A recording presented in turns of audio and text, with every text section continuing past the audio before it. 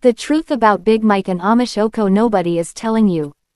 There is a story about Big Mike and Omeche Oko that sounds simple on the surface.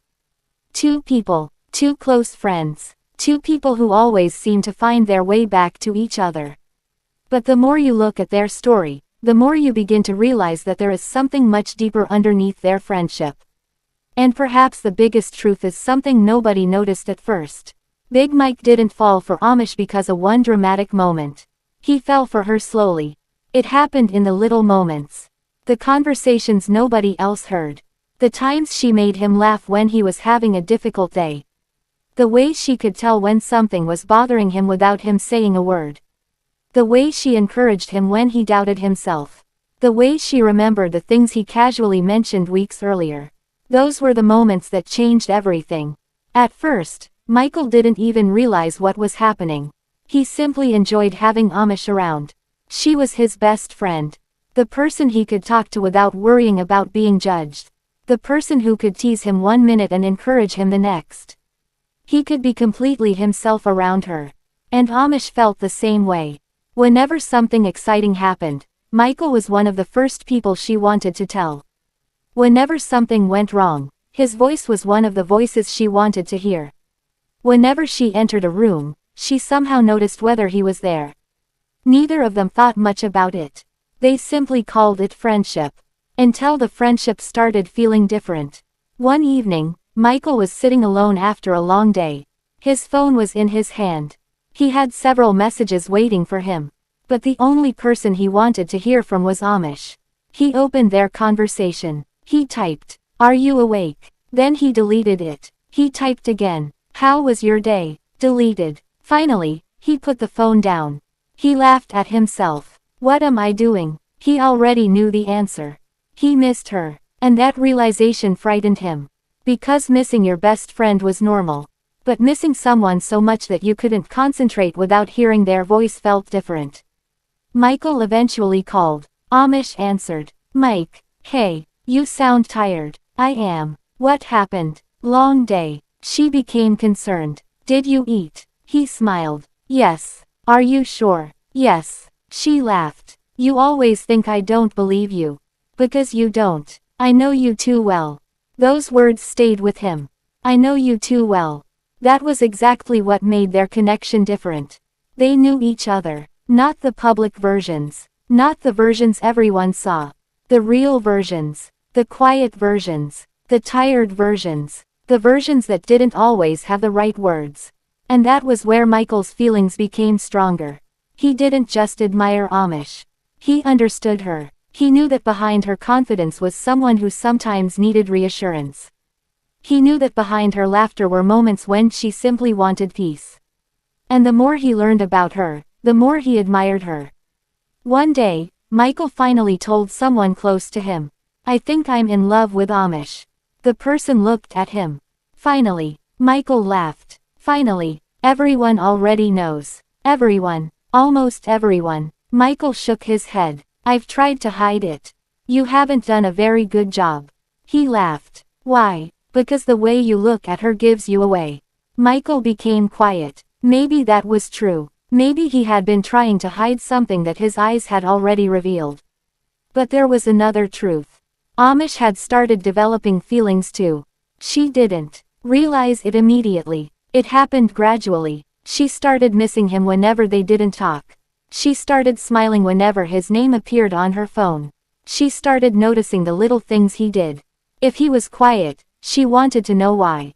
If he was happy, she wanted to know what happened. If someone upset him, she wanted to be there. And whenever someone joked about Michael being interested in someone else, she suddenly became very quiet. One day, Michael noticed. "Why are you quiet?" "I'm not." "You are." "I'm just listening." He smiled. "Are you jealous?" Her eyes widened. "Jealous?" "Yes." "Of who?" "Nobody." "Then why are you asking?" Michael laughed. "Because you looked serious." She shook her head. "You're imagining things." "Maybe." But deep down, he knew. Something was changing. Then came the day that made everything impossible to ignore. Omeche had been having a difficult day. She tried to hide it from everyone.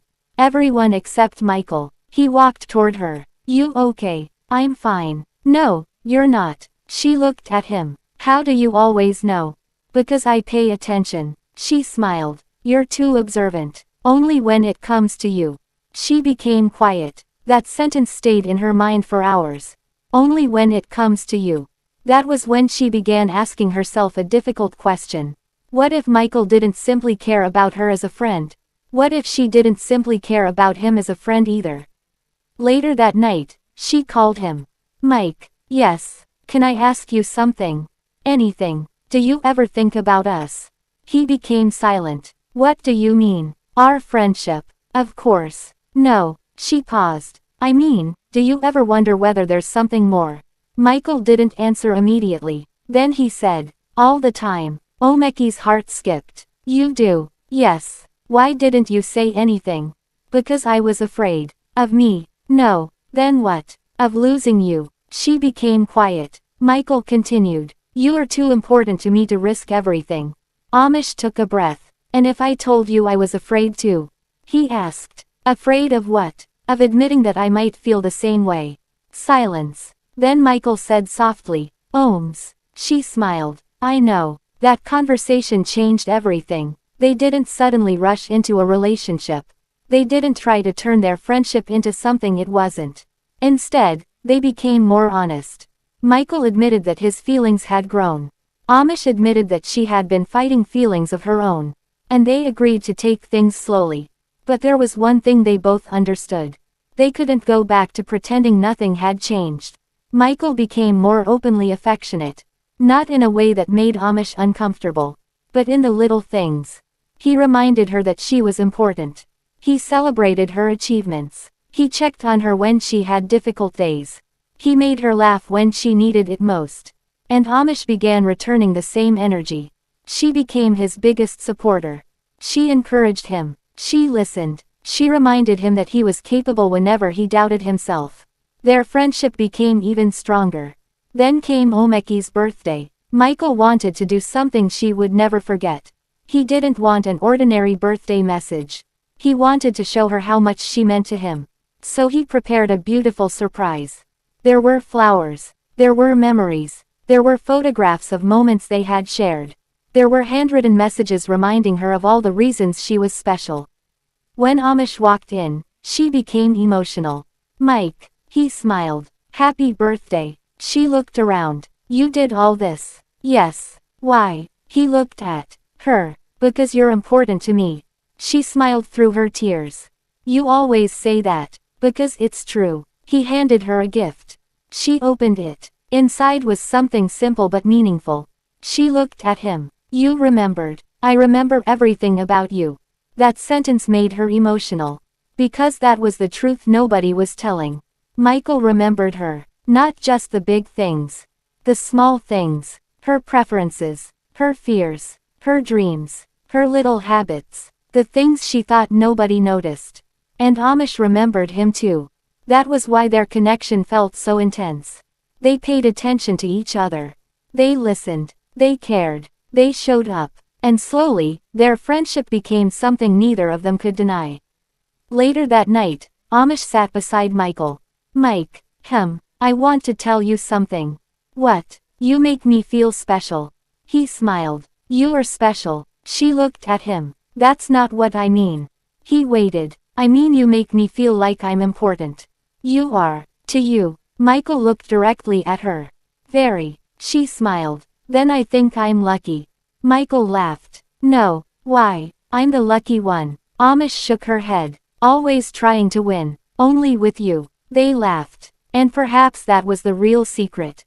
Their chemistry wasn't created for anyone else. It wasn't about proving anything. It was about two people who genuinely enjoyed being in each other's lives. Two people who had found comfort in one another. Two people who had slowly fallen in love without planning it. The truth about Big Mike and Omeche Oko wasn't that they had some dramatic secret. The truth was much simpler. They had built something real through friendship. They had learned to trust each other. They had learned to understand each other. And somewhere along the way, their hearts began asking for more. Maybe that's why people couldn't stop talking about them. Because genuine connection is difficult to hide. You can hide words. You can hide explanations, but you can't always hide the way you look at someone. You can't hide how quickly you notice when they're missing. You can't hide the smile that appears when they walk into the room. And you can't hide how deeply you care. Big Mike and Omeche eventually stopped trying to explain themselves. They didn't need to. They knew what they meant to each other. Best friends first. Something deeper afterward. And perhaps that was the most beautiful truth of all. Their story wasn't about two people who suddenly discovered love. It was about two people who discovered that love had been quietly growing inside their friendship all along. And once they finally stopped being afraid of it, they realized they hadn't lost their friendship. They had found something even more meaningful. A love built on understanding. A love built on trust. A love that started with two best friends simply being there for each other. And that is the truth about Big Mike and Omeche Oko that nobody is telling you. Sometimes the deepest love story is hiding in plain sight. Not in the grand gestures. Not in the public moments. But in the quiet way two people choose each other, again and again, when nobody else is watching. Thank you so much for listening to today's gist. If you enjoyed this discussion, please don't forget to like this video, subscribe if you haven't already, and turn on your notification bell so you'll always be among the first to receive our latest Nollywood updates. To my returning subscribers, thank you once again for your continuous support. I appreciate every one of you. Until our next gist, keep supporting Nollywood, keep spreading positivity, and take good care of yourselves. My name is Sandy, and this is Gist with Sandy. See you in the next one.